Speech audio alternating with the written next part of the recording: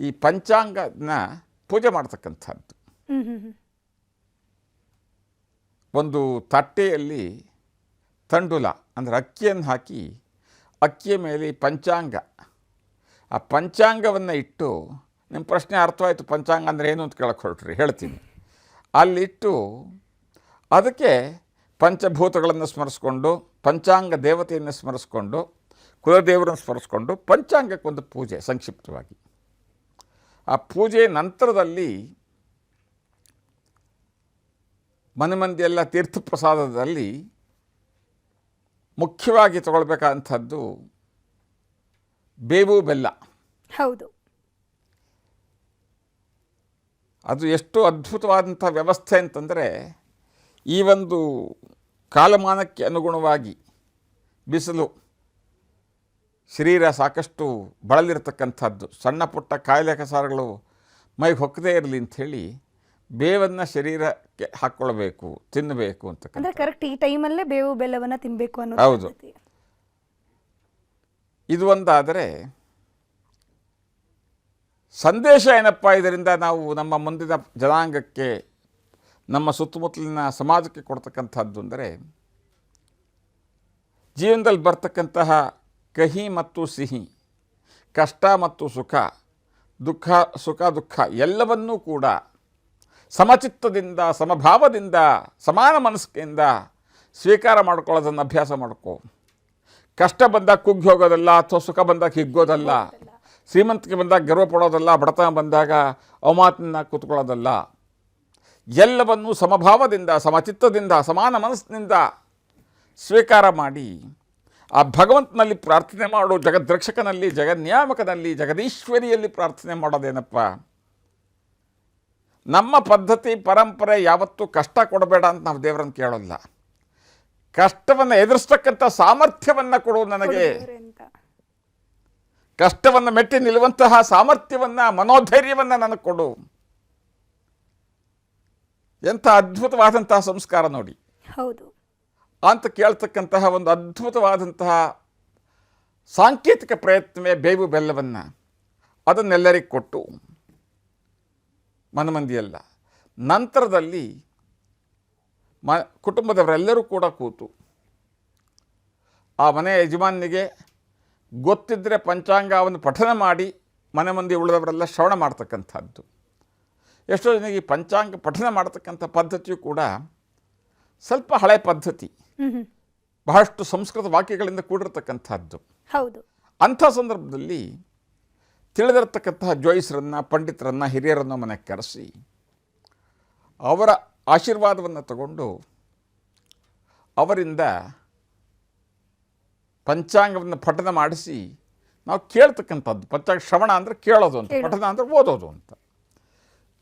ಕೇಳಿಸ್ಕೊಂಡು ವಾರ್ಷಿಕ ಮುನ್ನೋಟ, ಮಳೆ ಬೆಳೆ ಇತ್ಯಾದಿಗಳು ಹೇಗಿರುತ್ತೆ, ಸಮಾಜದ ವ್ಯವಸ್ಥೆ ಹೇಗಿರುತ್ತೆ ಅನ್ನೋದರ ಒಂದು ಮುನ್ನೋಟದ ಒಂದು ಮಾಹಿತಿಯನ್ನು ತಗೊಂಡು ಆ ಓದಲಿಕ್ಕೆ ಬಂದಿರತಕ್ಕಂತಹ ಜ್ಯೋತಿಷರು ಯಾರಿರ್ತಾರೆ, ಪಂಡಿತರು ಯಾರಿರ್ತಾರೆ, ಅಥವಾ ಪುರೋಹಿತರು ಯಾರಿರ್ತಾರೆ, ನಮ್ಮ ಕೈಲಾದಂತಹ ಒಂದು ಅವರಿಗೆ ಸತ್ಕಾರವನ್ನು ಮಾಡಿ ಕಳಿಸ್ತಕ್ಕಂಥದ್ದು. ನಂತರದಲ್ಲಿ ನಮ್ಮ ಭಾರತೀಯ ಸಂಸ್ಕೃತಿ ಪದ್ಧತಿ ಪರಂಪರೆ ದಾನೇನ ತೃಪ್ತಿ ನತು ಭೋಜನೇನ ಅಂದಂತಹ ಸಂಸ್ಕಾರ ಭಾರತೀಯರದ್ದು. ಹೌದು. ನಮ್ಮಲ್ಲಿ ಆ ಭಗವಂತನ ಕೃಪೆಯಿಂದ ಬಂದಂತಹ ಏನೋ ಒಂದಿಷ್ಟು ದವಸ ಧಾನ್ಯ,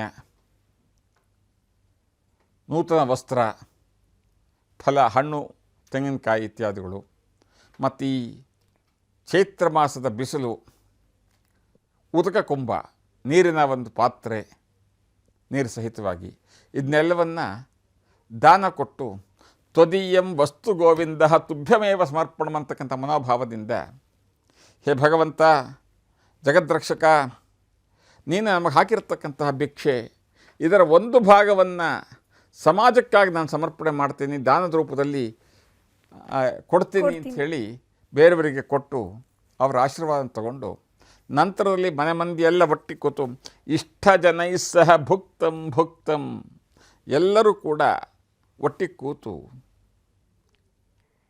ಮನೆ ಮಂದಿಯೆಲ್ಲ ಊಟ ಮಾಡ್ತಕ್ಕಂಥದ್ದು. ಇನ್ನು ಈ ದಿವಸದ ಇನ್ನೊಂದು ವಿಶೇಷತೆ ಏನಪ್ಪ ಅಂತಂದರೆ, ಒಬ್ಬಟ್ಟು ಅಂತ ಕರೀತಾರೆ, ಹೋಳಿಗೆ ಅಂತ ಕರೀತಾರೆ, ಬೇರೆ ಬೇರೆ ಹೆಸರಿಂದ ಕರೀತಕ್ಕಂಥ ಕಡಲೆಬೇಳೆ ಮತ್ತು ಬೆಲ್ಲವನ್ನು ಮಿಶ್ರಣ ಮಾಡಿರ್ತಕ್ಕಂಥ ಒಂದು ಮಧುರವಾದ ಭಕ್ಷ್ಯ. ಅದನ್ನು ನೈವೇದ್ಯನೂ ಮಾಡಿ ಮನೆ ಮಂದಿಯೆಲ್ಲ ಹಬ್ಬದ ಹೋಳಿಗೆ ಊಟವನ್ನು ಮಾಡ್ತಕ್ಕಂಥದ್ದು. ಇದಿಷ್ಟು ಒಂದು ಹಂತವಾದರೆ, ಸಾಯಂಕಾಲದ ಹೊತ್ತು ಬಹುತೇಕರು ಸಮುದಾಯಗಳಲ್ಲಿ ಸೇರಿ, ದೇವಾಲಯ, ಸಮುದಾಯ ಭವನ ಅಥವಾ ಎಲ್ಲ ಒಂದು ಕಡೆಯಲ್ಲಿ ಸೇರಿ ಊರಿನ ಹಿರಿಯರಿಂದ ಪಂಚಾಂಗ ಮತ್ತೊಮ್ಮೆ ಪಠನ ಮಾಡಿಸಿ ಶ್ರವಣ ಮಾಡ್ತಕ್ಕಂಥದ್ದು ಒಂದು ಪದ್ಧತಿ ಪ್ರಾಂತೀಯವಾಗಿತ್ತು.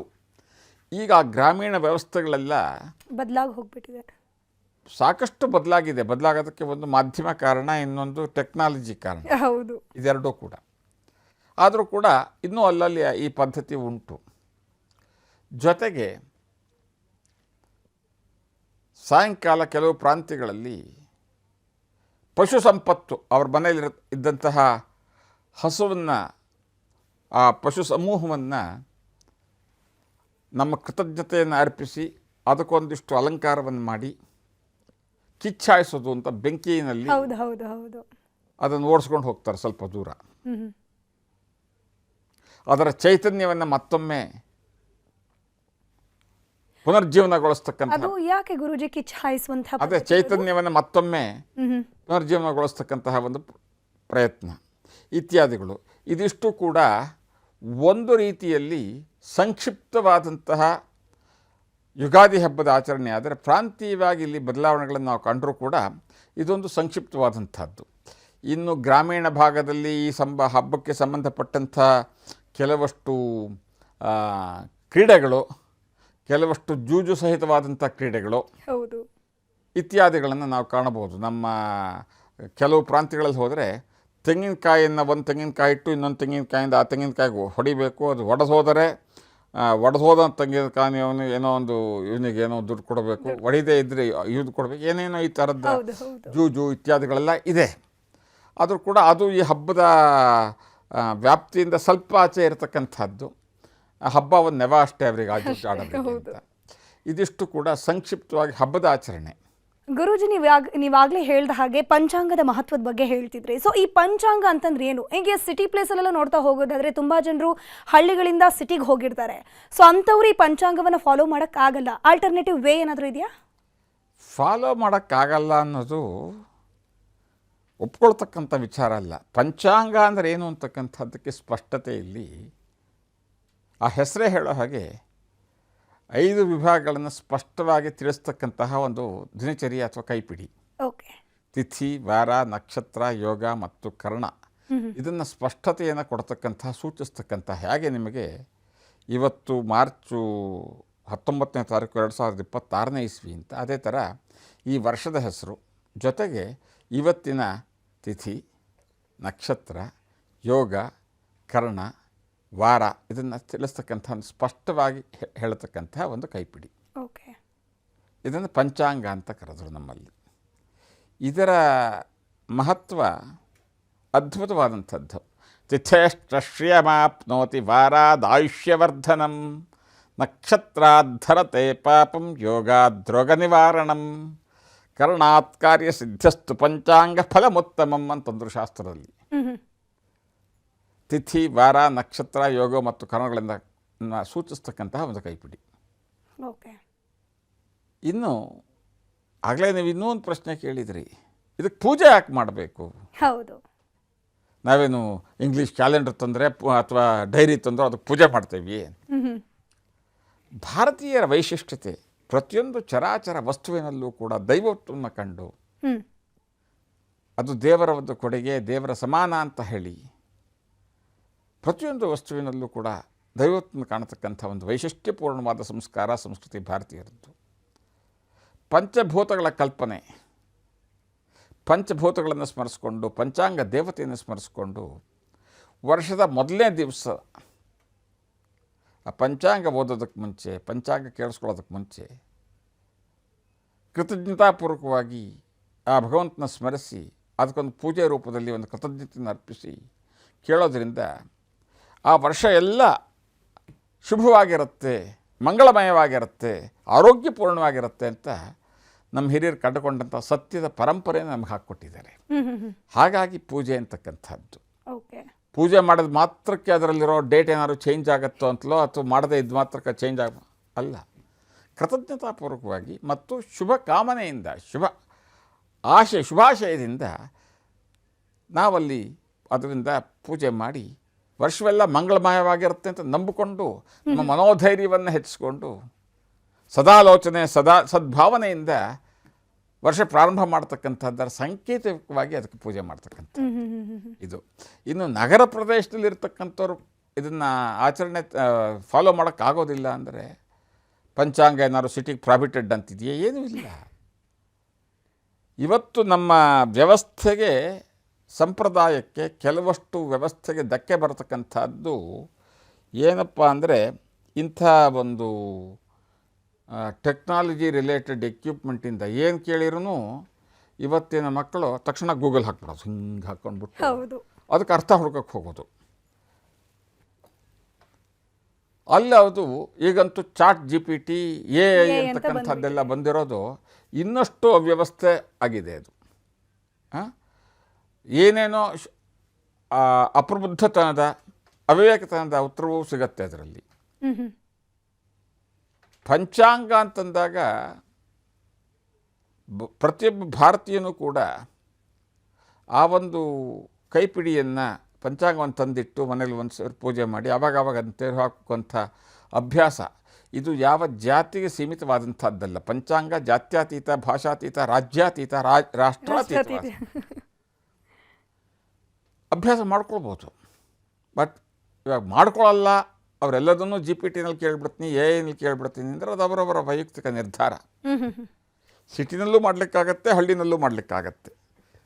ಇನ್ನು ಇತ್ತೀಚಿನ ದಿವಸಗಳಲ್ಲಿ ಕೆಲವಷ್ಟು ಮಾಧ್ಯಮಗಳವರು ಪ್ರತಿ ದಿವಸ ಪಂಚಾಂಗ ಪಠನ ಮಾಡಿಸಿ ಅವರ ವಾಹಿನಿ ಮುಖಾಂತರ ಶ್ರವಣ ಮಾಡಿಸ್ತಾರೆ. ಪ್ರತಿ ದಿವಸ 365 ದಿವಸ ಅವ್ರ ಪ್ರೋಗ್ರಾಮ್ ಇರುತ್ತೆ. ಇಂಥದ್ದೆಲ್ಲವನ್ನು ನಾವು ಕಾಣ್ಬೋದು. ಆದ್ದರಿಂದ ಪಂಚಾಂಗ ಅಂದ್ರೇನು, ಅದಕ್ಕೆ ಪೂಜೆ ಯಾತಕ್ಕೆ ಅನ್ನೋದನ್ನು ಸ್ಪಷ್ಟವಾಗಿ ಶಾಸ್ತ್ರದಲ್ಲಿ, ಸಂಪ್ರದಾಯದಲ್ಲಿ, ಪದ್ಧತಿಯಲ್ಲಿ, ಪರಂಪರೆಯಲ್ಲಿ ಹೇಳಿರೋದನ್ನು ಹೇಳಿದ್ದೀನಿ.